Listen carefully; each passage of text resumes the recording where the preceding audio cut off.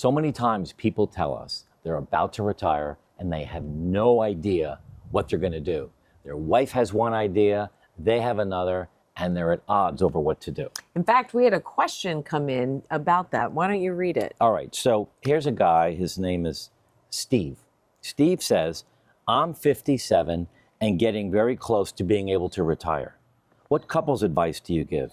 My wife and I have very different concepts of what retirement looks like. She and I watch too many couples, both sets of parents, where one spouse ends up being the other spouse's worker bee, and definitely I'm afraid of this trap. How do you find balance of giving each other space or doing everything together? So this is a typical scenario that people run into because they both had separate lives. Right. Now they're trying to build a life together without work. Now, maybe the husband was a stay-at-home dad or the wife was a stay-at-home mom. I don't know all the specifics. But here's the thing. You've got to realize that at 57 or 60, you potentially could have 30 years ahead of you. Now, when you first got married, perhaps, you had jobs and you knew the career would be 30 years or so. Well, that's over. Tick-tock. It's time to figure out what to do next. And I think the first step for this couple would be to start sitting down in neutral zone, piece of paper, put a time limit for like an hour and say, okay, what are we going to do? What are your dreams for retirement? And let me list my dreams. And then let's talk about them one at a time. And what do you think? I think it's hard because I also know, like, when we first retired, I'm kind of a easygoing people pleaser. And so you would say, let's do this, let's do that, let's go here, let's go there. And I was like, okay. And then realized that it really wasn't working for me and it really wasn't how I wanted to spend my days. And so I think it's given each other, when you do that neutral zone sit down, give each other the ability to really be honest about what you want to do in a day. I know oftentimes I'll catch Mark where he'll say, hey, we've got a call at 9, we're going to do this at 10, we're going to do that at 11. Can you run out and get lunch? And then at 2, we're doing that. And at 4, we're doing this. And I'm just like, that is not my vision for this day. Right. And you're a jammer. And I literally will call you a jammer because you're jamming things in where they don't belong. So I think it's having the courage to sit in the neutral zone, map out the dreams, obviously give and take a little bit. You want to do this, I'm happy to do that, back and forth, but also know when you're kind of at your limit, because you don't want to spend the next 30 years not doing things you want to do. Right. But I could call you a jammer too. And I think, to be fair, in all honesty, we're both jammers. We just jam different things. I jam stuff around the business and you jam stuff around making sure we play golf and pickleball. So to be fair, and we're working on this actually, where it's really hard. And to answer the guy's question about being the other partner's worker bee, we're getting so much better and clear at division of responsibilities. So that's the other thing. So if you were to sit down with your wife and husband and say, okay, what are our dreams? What are we really good at? What kind of responsibilities do I want? Who needs to do what? What do you want? Yeah. Who needs to do what? I mean, you basically put together a business plan, a family plan, a life plan for this stage of life. So it's not easy what you're going through, Steve, and I hope you watch this and you find this helpful. Here's another question we got from someone. Joseph, his name is Joseph Haller.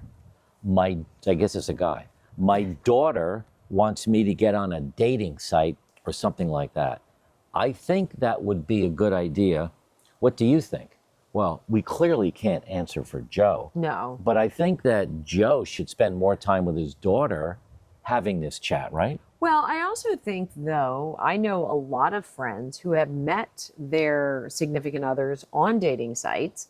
I think you have to pick the right one. I think you have to be open-minded.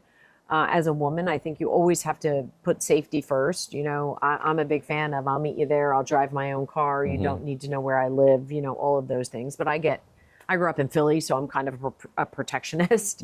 But I do think that there is, especially as you age, and if a partner passes away or you have a gray divorce later in life, I do think there are platforms that provide good opportunities to meet people. I think and we I did think you need to stay open to it. we should put a link below to the video that we did about dating as you age, I think. We'll look it up and look below for the video, and we'll see if that helps you. I think we spent a whole 20 minutes talking about dating as you age.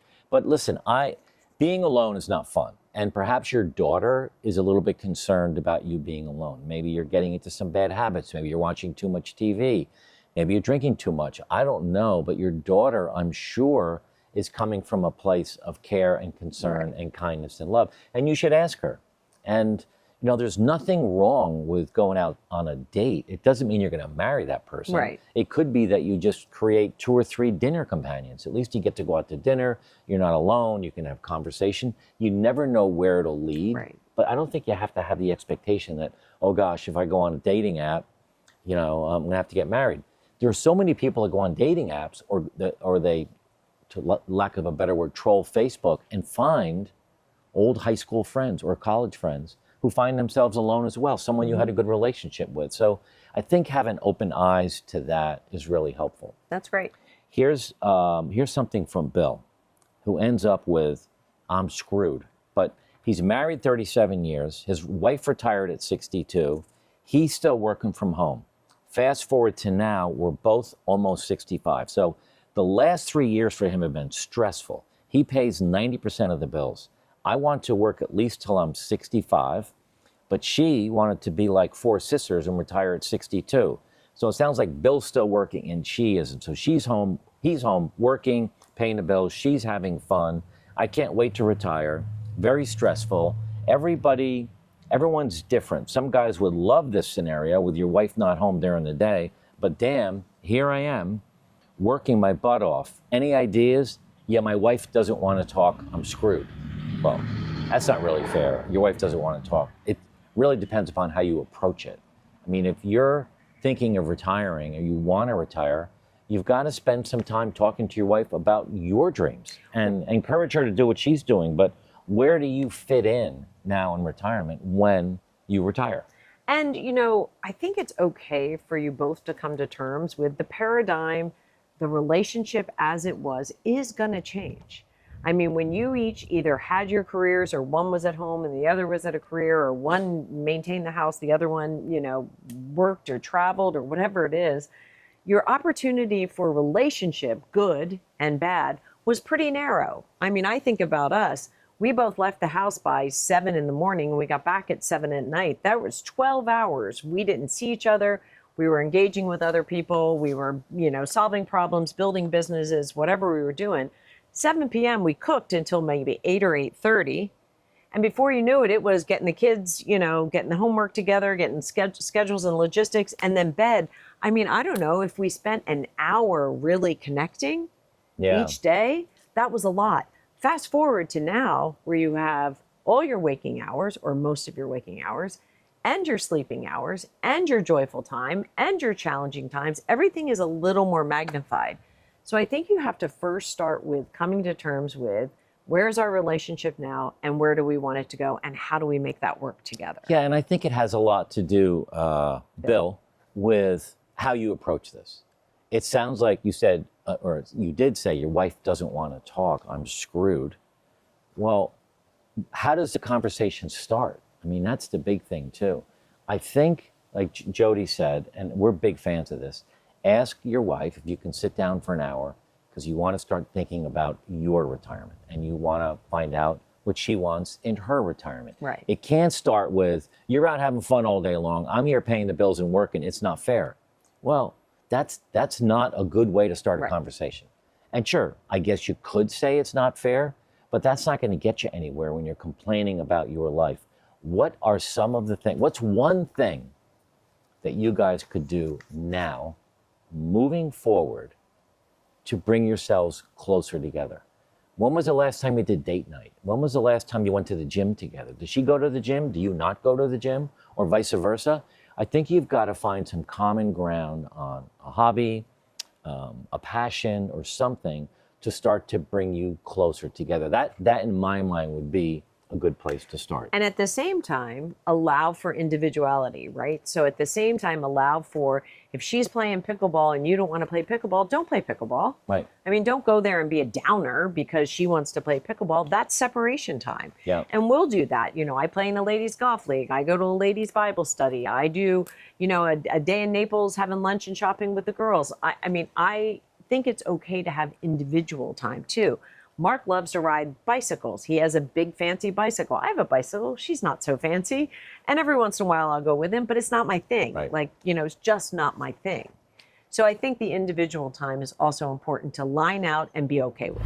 So keep your questions coming. We love to answer your questions, and watch this video next to get inspired on how to build the best retirement ever.